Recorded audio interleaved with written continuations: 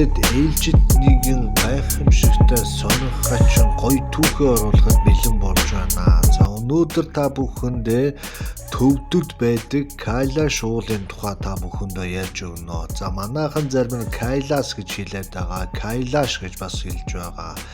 За энэ уулын тухай ярихын тулд эхлээд дэлхийн газар зүйн онцлогийн тухай ярил илүү ойлгомжтой болно. За 50 сая жилийн өмнө Энэтигийн их хавтан Азийн их хавтантай огцом хүчтэй мөргөлдөж энэ мөргөлтөөс болж асар хэмжээний энерги бас эвдрэл гэмтэл газрын гадарга дээр бол гарсан. За энэ гэмтлийн улмаас Хямлан нуруу бол үүссэн гэж үздэг. За Хямлан нуруунд дэлхийн хамгийн ариун дагшин нууцлаг уулсууд бий болсон түүх бол ингэж эхэлж байгаа. Эдгээр уулсын дундаас өнөөдөр та бүхэндээ Кайлаш уулын тухай нууцудаас нь та бүхэндээ энгийн үг хэллэгээр ингэж хэлээд явъя. За Кайлаш уул бол дөрвөн том шашны хүндэгнэн хайрладаг, нандинан шүтдэг, мөрөгдөг ийм ариун уул байгаа. За тэр тусмаа Шива бурхны гэр орон гэж хүмүүс бол үзэж мөргөж итгэж өнөөдрийг хүрсэн. За мөн дөрвөн том гол их авч энэ уулаас энэтхэг болон Өмнөд Азийн нутгуудаар бол урсдаг байгаа. Тэгэхээр юмны их болсон ийм сайхан уулын тухай та бүхэндээ ярина.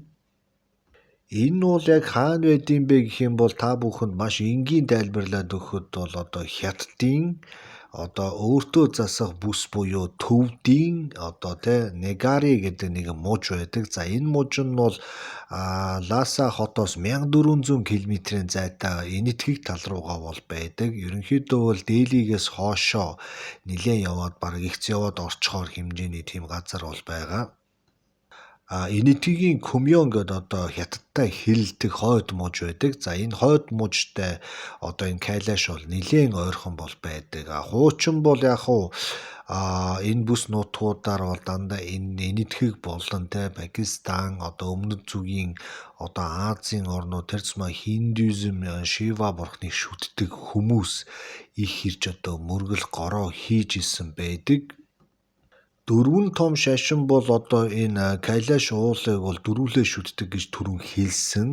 За тэнгэр газар хоёр яг нийлэх яг тэр цэгийг бол Кайлаш уул гэж бол эднэр хэлдэг. За тэнгэр лүү Деважин лүү очих шат гэж бас үздэг. Дөрвөн шашинд дотор бас юу гэж хэлдэг вэ гэхээр энэ ариун Кайлаш уулыг тойроод Кора буюу гороо гэдэг зүйлийг хийх юм бол гим нүглийг уучлж үгүй болгож буян заяаг тэнцүүлдэг гэж эртний судар номонд бол бичсэн байдаг. Ийм учраас энэтхэг болон Төвд, Непал, Хятад юу байдгийг тэр авийн улсын иргэд яг энэ гороог хийхин тулд бүр бүтэн жил 2 жилээр бол бэлтгэл хийж очдөг байгаа. За энэ гороогийн та бүхэнд зөвхөн хальтхан цус хэлээд явчих. Ойролцоогоор энэ уулыг бүтэн тойроход 51 км болно. Энэ юу гэсэн үг гэхээр дэлхийн хамгийн урт шашны зан үйлийг хийдэг тийм явган аялал болж байна гэсэн үг. За энэ хүмүүс яадаг вэ гэхээр 3 алхаад нэг сунж мөргөөд босоод 3 алхаад гих мэтээр 51 км замыг 1 сарын турш тойрч явдаг. За ингэж явж явах үедээ маш олон тооны эртний сүм дууган уул овоо хад агуу дээр очино. Тэр болгоно үйлддэг тусгай тийм ёс заншаал янз янзын зүйл байгаа. Энэ бүх зүйлийг хийснийхаа дараа энэ хүний нүгэл гим байхгүй болоод буян заяаныхын үүд нь бол нэгддэг гэсэн үг. Тэгэхээр юу гэсэн үг вэ гэхээр хин нэгэн гим хор учрууллаа гэхэд тэрний төлөөс бол ийм хэцүү шүү гэдгийг хүн болгонд ясмаханд нь мэдрүүлж ойлгуулж байгаа. Тэгэхээр гороо буюу энэ Кора хийсний дараа шүтлэгтэн энэ хүмүүсийн сэтгүүд юу үлдэх вэ гэхээр ерөөсөө л гим нүгэл гэдэг юм хийхээ байчхий, бусдад гай болохоо болчий гэдэг тиймэрхүү том сургамжийг бол авдаг байна. За Кайлаш уулаа та бүхэндээ хөрхөн яриад явчих. За санскрит хэлээр бол Кайлаш уулыг бол болор гэж хэлж байгаас орчуулдаг. Далайн түвшнээс болохоор 6638 метрийн өндөрт өргөгдчихсөн. За тэгээ пирамид хэлбэртэй авирах болон дээшээ янз янзын үйлдэл гаргах бол бүр үнэхээр хоройтой ийм айхтар дэг журамтай уул байгаа. Онгон дагшин ариун ямар ч хөндөгдөөгүй энэ эртний үлгэр домогт хүртэл гарч ирсэн энэ Кайлаш уул нь эрдэмтэн мэргэд болон оюун санааны эрэл хайгуулчид ууланд авирагч алхагч нарын сонирхлыг үргэлж татаж энэ Кайлаш уул руу очие авирий гэсэн тийм янз янзын санал бодол гардаг. Буддизм болон Шива, Жайнизм болон бөө мөргөл бон шашнуудын үнэхэрийн том шүтлэг мөргөлийн их газар болсон учраас энэ Кайлаш уулыг тойроод байгаа улсууд энэ уулыг эвлгүй байдал дээр нь хүн гаргахгүй байх ёсtig журмыг нь баримтлуулах энэ тал дээр бол маш онцгой анхаардаг. Кайлаш уул руу бол ерөнхийдөө хүн гарахыг хориглочихсон байгаа ч гэсэн янз янзын зоригтой санаа бодолтой уулчууд Кайлаш ууланд гарах гэж 2-3 удаа бол оролцсон тийм түүх өнөөдрийг хүртэл бол бичигдсэн. За Хиндүү шашны сударт юу гэж бичсэн бэ гэхээр ариун Кайлаш уулын бурхантай булаацалдаж уул хадан дээр нь гарч орох бол хоройтой гэдгийг бол үнэхээр судар номон дээр бол биччихсэн байдаг. За энэ үгийг өнөөдрийн Хиндүү шашинтай болон Шива шүтлэгтэй бүх хүмүүс бол даган мөрддөг. Янз янзын уулчууд авирагч нар альпинист гэж ярьдаг. Ийм хүмүүс Кайлаш уулыг тойроод гороо хийж явцдаа авиралтын тактикуудыг бол дотроо төлөвлөж тооцоолж ярьсан. За тэд нар юу гэж үзсэн бэ гэхээр цаг агаарын таагүй байдал, өндрийн өвчин, буруу чиглэлд хазаах, төөрөгдүүлэх янз янзын тийм хуурамч замууд тэгээд байна гэдгийг бол харсан байгаа. Тэгээд Буддийн шашны сударт бичснээр бол 11-р зуунд төвдийн буддист лам Миларипа гэдэг хүн Кайлаш уулын орой дээр гарч бясалгал хийсэн байж магадгүй гэж ярьдаг юм байна лээ. Энэ хүн бол зүгээр жирийн нэг лам бол байгаагүй. Тухайн үед буддизм болон философийн маш том тийм хосгүй мэргэн хүн байсан. Хиндичүүд болохоор Кайлашийг Шивагийн гэр орон энэ уулан дотор Шива өөрөө оршин байдгаа гэдэг үднээс бол маш ихээр хүндлэн сүсгэлж хамгаалдаг. Төвдийн буддистүүд болохоор буддийн сансар судлалын маш том үүд хаалга бол энэ Кайлаш уул юм гэдэг талаас нь бол маш сайн хамгаалдаг. Жайнизм буюу жайнчуудын хувьд болохоор энэ газар бол маш чухал ач холбогдолтой гэж байгаа. Тэдний шашныг үндэслэн Ирин Шафх гэдэг оюун санааны том гэгээрэлд хүрсэн хүн яг энэ Кайлаш ууланд анхныхаа тэр оюун санааны гэгээрэлд бол хүрж исэн гэж үздэг. Тийм учраас энэ хүмүүсийн хувьд бол ариун дагшин. За бомчууд өөрсдийн үүсгэн байгуулсан энэ шашны толгойлогч нь бол Тэнгэрээс буухдаа Кайлаш ууланд газардсан гэж бас үздэг юм байлээ. Тэгэхээр өөр жижиг сажиг шашин ёс заншил бөө мөргөл юу гэдгийг тэр нөхдүүд бас ямар нэгэн байдлаар Кайлаш уултай өөрсдийнхөө үг түүхийг шашин шүтлгийг бол холбоо тайлбарладаг тийм олон тохиолдол байгаа. Кайлаш уулыг ерөнхийд нь хажуугаас нь харах юм бол та бидний сайн мэддэг гэдэг тийм тэмдэг энэ уулан дээр бол гарч ирсэн байдаг. За тэгээд ийм боржин чулуун ийм хадан уулын голд янз янзын цас мөсөн голууд тогтчихсон. За тэр нь болохоор гэдэг тэмдгийг бол илэрхийлж харуулж байгаа нь бол зурган дээр байдаг. Тэгээд гэдэг тэмдгийг та бүхэн бас сайн мэдэхгүй байж магадгүй. Яг нь 3-ын тоотой адилхан нэг тийм ардаа үсэг шиг тийм ариун догшин сүлд тэмдэг байдаг. Тэгээд би энд зурган дээр оруулсан байгаа та бүхэн хараад бол ойлгоно. За ерөнхийдөө төвдийн болон индуизм ямар бусад шашнууд дандаа бүх одоо мантра буюу майнууд нь дандаа ом гэж одоо хэлдэг байгаа. За ом гэдэг үг нь одоо та бидний мэддэг мани гэдэг үгний бол одоо хамгийн ихний эхлэл болж байгаа.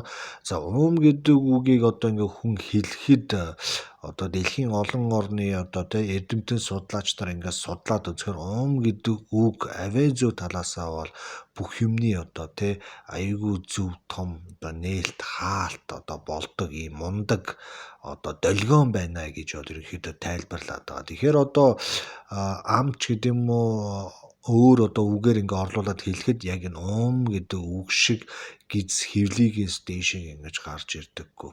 Одоо энэ үгийг та зөв хэлэхийн тулд маш удаан тайвнаар өөрийнхөө амьсгал бүх зүйлийг одоо ингэж бэлдэж байгаад ом гэхэд яг энэ хүүсний эндээс ингээд дээшлээд одоо энэ энерги ингээд таны тэр хоолойнд бол амаар гарч ирнэ.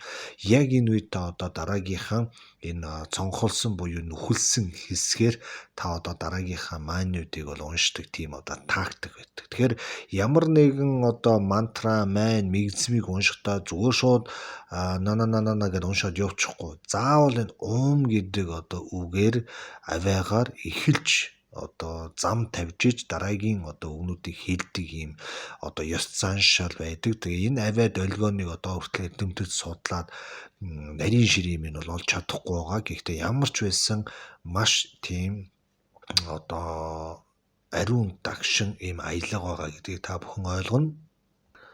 За тэгээ физикчд болон одон орончууд сансар судлаач нар бол ерөнхийдөө энэ Кайлаш уулыг бол сонирхож судалдаг. За манай энэ их дэлхийн бөмбөрцгийн эргэлтийн яг гол тэнхлэг энэ Кайлаш уул юм байна гэдгийг бол ерөнхийдөө бол олоод тогтоочсон. За тэгээд ерөнхийдөө одоо юмс үзэгдлийн учир шалтгааныг тайлдаг шинжлэх ухааны 11 төрлийн одоо тийм үнэлэмж шалгуур одоо тиймэрхүү зүйл байдаг гэж үздэг. Гэтэл одоо энэ Кайлаш уул болон индуизм болон одоо энэ йог бясалгал талын шинжлэх ухаанууд болохоор 21 ийм зүйл байдгаа гэж ярьж байгаа. Тэгэхээр өнөөдрийн байдлаар бид нар 11 байдаг гэдгийг одоо багцаалаад яриад байдаг. Гэтэл эндээс бүр давсан хэмжээний одоо тийм тусгай хэмжигдэхүүнээр бол одоо энэ орчлон хорвоо ертөнцийн одоо нууцуудыг тайлдаг. Энэ нууцыг тайлдаг гол түлхүүр тэнгэр газрын яг гол уулздаг цэг бол энэ Кайлаш уул юм гэдгийг одоо дэлхийн олон эрдэмтэд болон шашин судлаач, энерги судлаач гэх мэтийн хүмүүс бол одоо дуу нэгтээ батлаад байгаа. Кайлаш уулыг газар зүйн талтай нь холбоод ингээд ойлгоод үзэхээр одоо энэ 666 буюу 46 буюу 6666 км гэдэг ийм тусгай тоонууд бол гарч ирдэг. Энэ дээр юу гэж гарч ирээд байна гэхээр одоо жишээлбэл Кайлаш уулаас одоо ингээд англи руу ингээд шугам татаад үзэхэд Stonehenge гэдэг одоо нэг чулуугаар байсан объектд бол яг 66 гэдэг километрээр очдог. За тэгээд хойд туйл руу бас 6666 км-ээр очдог. Мөн одоо эртний одоо Перугийн одоо Мачу Пичу болон Египтийн пирамид болон Кайлаш уулууд өргөргийн нэг шугамд бол ингэж давхцдаг гэсэн тиймэрхүү одоо янз янзын давхцлууд бол хүмүүсийг бол мэл гайхууд сэл хөхрүүлдэг. За тэгээ энэ бүх зүйлийг одоо яагаад ч юм тайлбарлах боломж байдаггүй. Тэгээ эртний ном судар дээр юу гэж бичсэн бэ гэхээр орчлон хорвоог та ойлгох гээд ямар ч шаардлага байхгүй. Зүгээр л та итгээд шүтээд явах ёстой гэсэн тиймэрхүү бас шин тэмдгүүдийг өгдөг. Энэ нь юу гэж хэлээд байгаа юм гэхээр нэг талаараа та бидний одоо оюун санаа, мэдлэгийн төвшин, зарим зүйлүүдийн нарийн ширийн зүйлийг задлаад ойлгох хэмжээний хөгжилд хүрээгүй гэдгийг бас битүү тойрон утгаар бол хэлээд байгаа гэсэн үг. Үүнийг бас нэг нотолдог юм нь юу байдаг вэ гэхээр одоо хинди шашны одоо Шивагийн одоо тухай эртний судар тэмдгүүдэд юу гэж хэлдэг вэ гэхээр тухайн цаг үеийн эрдэмтэн мэргэд буюу одоо эрдэм номын арт гарчихсан өөрийн ашиг сонирхлоод хаягдаад хайчихсан одоо оршихуун амар амгаланд хүрчихсэн тийм хүмүүс Кайлаш уулан дээр явж очоод тэн дээр бясалгал болон йог хийж суудаг байсан гэж байна.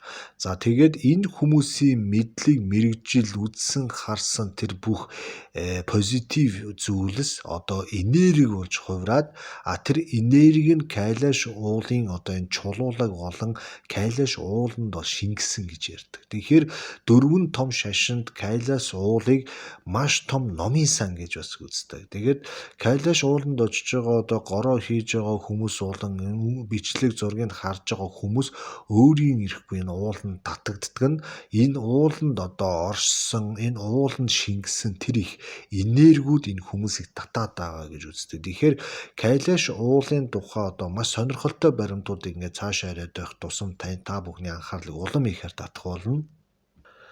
Ер нь энэ Кайлаш уулыг судлана гэдэг ойлголтыг шууд одоо мод чулуу бариад дээшээгээ одоо ингээд уулан дээр авираа дээр оргил дээр нь гарчаад судлаад ойлгочихно гэж бол ерөөсөө ойлгох хэрэггүй. Ерөөсөө оюун санааны болон сүнслэг тийм зүйлээр одоо энэ дараагийн түвшинд гарахын тулд одоо Кайлаш уулыг судлах тийм ёстой гэж байгаа. Эрдэм ном болон йог бясалгал гэдэг тийм ариунд бүх зүйлээр судлана. Тэрнээс шууд гутлаа өмсөө жадаа аваараа дээшээ гараад одоо болчихно гэсэн үг бол биш. За Шива бурхны одоо эртний судар бичиг сургаалуудад бол юу гэж бичсэн бэ гэхээр Кайлаш ууланд бол цаг хугацаагаар аялах боломж бас байдгаа гэж одоо хүмүүс хэлдэг. За цаг хугацаагаар аялна гэдэг нь эдгээр одоо гороо хийж байгаа болон Кайлаш уултай маш ойрхон зөрж байгаа хүмүүсэд цаг хугацаа урсаж тэр урсгал тэр хүмүүсэд бол мэдэгддэг гэж яг сансарт байгаа юм шиг. Тэгэхээр энэ хажуугаар одоо явж байгаа хүмүүсэд тохиолдсон нэг түүх байдаг юм байна. Тэр нь юу гэхээр Сибирийн уулчдын одоо нэгэн гунигтай түүх байдаг. Тэр нь яадаг вэ гэхээр одоо Кайлаш уул руу ойртож болохгүй тийм хориотой хэл хязгаар овоо одоо хориг тэмдэг байдаг. За энэ тэмдгийг давж тэрүүгээр одоо явсан жуулчид маш хурдан хөгширч одоо тэгээ удалгүй бол бүгд амиа алдсан тийм түүхэн одоо гунигтай үйл явдал байдаг. За үүнийг бол нөгөө цаг хугацааны урсгалтай бол холбож ярьдаг юм байлээ. Энэ уулчдын одоо нас орсон шалтгааныг бол тооцоод үзэхэд бол бүгд хөгшрөлтөөс бас нас орсон гэж байгаа. За тэгээд нэг жилийн дотор энэ хүмүүс одоо өөрсдийнхөө наслах ёстой байсан насыг маш хурдан наслаад тэгээд бүгд амиа алдсан байна гэж одоо тухайн үед бол үзэжсэн.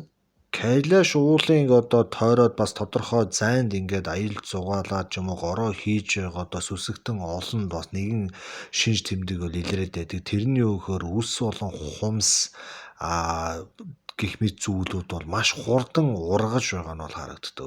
Өглөө хумсаа авчаад орой харахад нөгөө хумс нь ахаад ургацсан байх жишээний тийм бүх юм физиологийн болон ментал одоо цаг хугацааны хувьд бол хэтэрхий түргэн болоод байгаа нь бол ажиглагддаг. Энэ нь магадгүй нөгөө тэнгэр газрыг холбосон одоо диважинд хүрэх гол цэг гэдэг утгаараа магадгүй цаг хугацааны одоо соролт тиймэрхүү зүйл байх магадaltaй гэдгийг бас судлаач нар тайлбарлаад байна. За Кайлаш уулын тухай ярихаар түүний хоёр талд байдаг Мансарвар Ракшас гэмээх хоёр ариун дагшин нуурын тухай бол ярихгүй байж болдоггүй. За энэ хоёр уул бол Гималайн нурууны маш өндөр цэг буюу 5000 м-с дээр оршдог одоо тийм хоёр ариун дагшин нуур байгаа.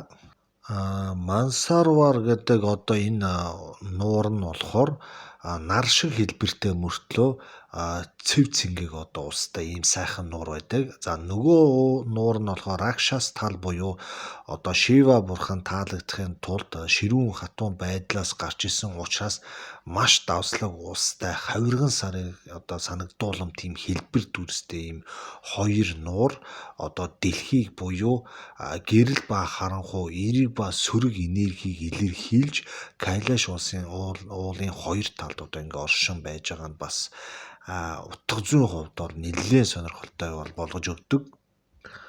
За миний дээр үед нэг уншижсэн Эрнест Молдашевийн нөгөө зохиол дээр Кайлаш уулын тухай бол бас тодорхой гардаг. Оросын эрдэмтдийн онолоор бол Кайлаш уул нь бол маш тэг шимтэй хэлбэр хэмжээ одоо бүх зүйлээрээ бол хэтэрхий төгс одоо Египтийн пирамидтэй дүүцэж байна. Кайлаш бол уул биш юм а энэ бол пирамид юм а гэдэг тийм онолыг бол гаргаж ирсэн байдаг.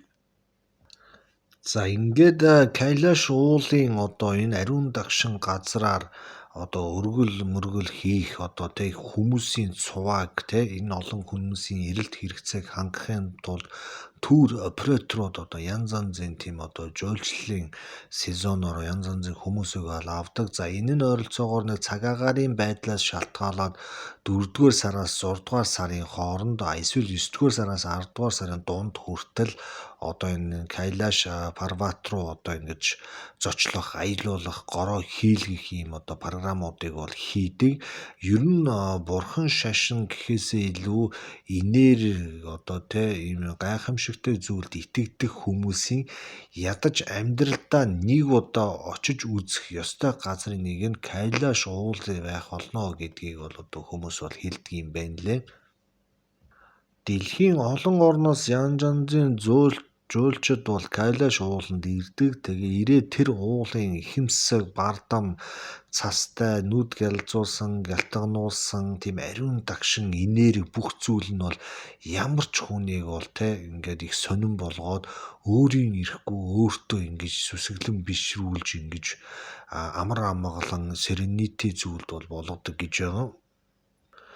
Одоо энэ Кайлаш ууланд бол ерөнхийдөө авирахыг одоо хүссэн, оролцсон ганц 2 тохиолдол түрүүн гарсан гэж хэлсэн.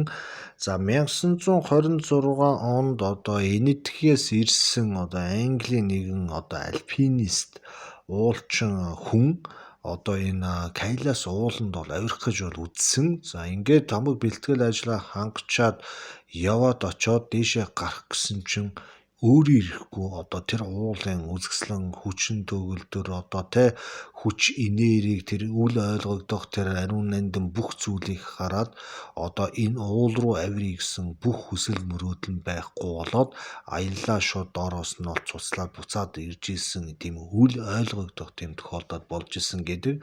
За ингээд 10 жилийн дараа буюу 1936 онд Австрийн альпинист бас одоо энэтхэгийн мөргөлчдийг дагаж хурж ирээд Кайлас уулан дээр хинч хизээч гарч байгаагүй гэдгийг сонсоод юм болгоны анхдагч болох хүсэл нь олзож төрөөд Кайлас уул руу гарах гэсэн. За ингээд доор нь очиод бэлтгэл ажлаа хийгээд авилтын тагдаа боловсруулад байж хахад мөрөн дээр нэг жижигхэн шувуу ирээ суусан.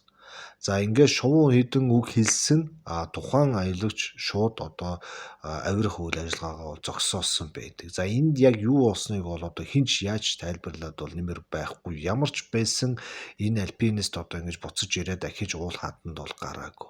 Тэгэхээр ерөөсөө энэ ууланд очоод бэлдэн очоод одоо авирич гэдэг юм уу янз янзын санаа бодол байсан ч гэсэн бүх тэр зүйл маань одоо шууд цуцлагддаг иймэрхүү сонин уулын нөлөөнд автдаг иймэрхүү үл ойлгогдох тайлбарлаж боломгүй юм зүйлүүд байдаг.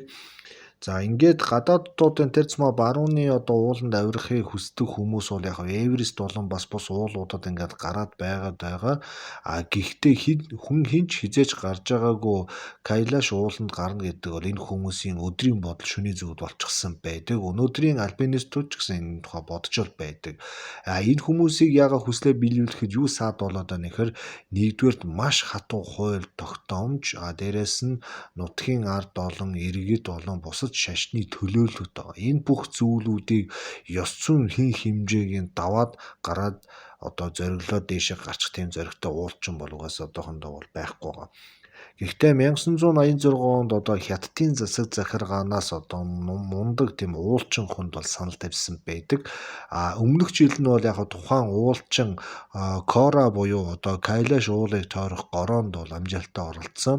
За ингээд хурж ирээд ингээд яхад дараа жил нь хятадын засаг захиргаанаас Кайлаш уулан дээр одоо гарах авиралт хийх эрхийг бол ганцхан энэ хүнд өгсөн.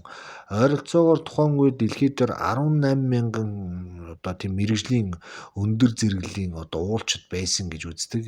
Тэгээд дундаас энэ залууг шалгаруулсан. Гэвчиг энэ уулчин маань одоо тухайн одоо Кайлаш уулын доор очиод бүх бэлтгэл ажлаа хангаад бас авирах гэснээр бойсон.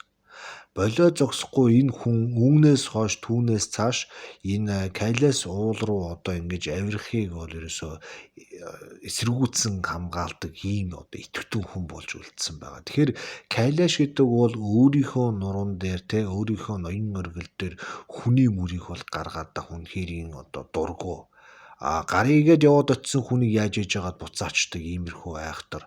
За гарах гад оролдоод үдсэн ч гэсэн янз янзын тийм одоо хуурамч, буруу, янз янзын одоо ийм мэхтэй эвгүй замуудаар бол хүмүүсийг оруулаад буцаагаад хөөрхөн доош нь унгаачих хэмжээний одоо үйл ажиллагаанууд явагдана гэдэг нь бол нэгэнд ойлгомжтой болчиход байгаа. Тэгээд яг ингээд Кайлаш уул руу 86 онд хүн гарах гэж байна гэдгийг энэтхэг усаас сонссон. За ингээд энэтхэг ус хятадтай улс төрийн хувьд бол бөөм марга юм болсон. Яагаад тэгэхээр энэтхийн хиндүү болон одоо Шиваг шүтдэг энэ нийт ард иргэд хэдэн тэрбум хүний эгдүүцлийг бол хүргэсэн. Энэтхийн одоо ёс заншаал философийн одоо ноён оргил Шива бурхных нь гэр орон өнөөдрийн хятад улс буюу төвдөд ингэж байж байгаа нь энэтхчүүдийн хувьд бол маш эмзэг асуудал. Энэ эмзэг асуудал нь байж байхад дээрээс нь гадаадын хүн авчирж эндээгүй нь алхуулна гэдэг бол хятадуудын хувьд бол нэлээд эрсдэлтэй тоглоомор тоглосон. Үүнээс хойш одоо хятадууд болон төвдүүд, Непалууд, одоо энэтхүүд, Пакистанууд тойроод байгаа Афганистаны одоо юм шашин ном судалдаг, шүтдэг эрдэмтэн мэргэд бол ерөнхийдөө хүн гарахыг бол үргэлж маш хатуугаар эсэргүүцэн тэмцэждэг. Улс төрийн талаасаа маш аюултай мөн ард иргэд болон шашин талаасаа бас нэлээд бужигнаан үүсгэх хэмжээний ийм асуудал учраас хятадын төр засаг захиргаа өнөөдрийн хүртэл хэнийг ч яаж ч байсан гарахгүй гэдэг маш хатуу шийдвэрийг бол өнөөдөр хүртэл гаргацсан байгаа. За ингээд өнөөдрийн оруулсан энэ Кайлаш гэдэг уулын тухай үл ойлгогдох ариун нандин дагшин ийм гоё түүхийг та бүхэндээ өөрийнхөө мэддэг чаддаг энгийн үг хэллэгээр та бүхэндээ хүргэх гэж хичээлээ. Тэгээ аль болох номын хэллэгээр текст уншаад одоо ингээд хурдан уншлах хийж байгаа юм шиг хүнд үлдэцгүй юм хийж ирснээс ингээд тогтуун тайван хүмүүсэд ойлгомжтой мэдлэгт чадвар бүр зүрхэн сэтгэлд үлдэхээр иймэрхүү хөнгөн хэлбэрээр ярих нь зөв юм байна гэж одоо энэ хүүг бичлэгээ хийлээ. Тэгээ та бүхэн таалагдсан бол гоё түүхүү цугийнхаа дардаг барьдаг бүх юм дараарай.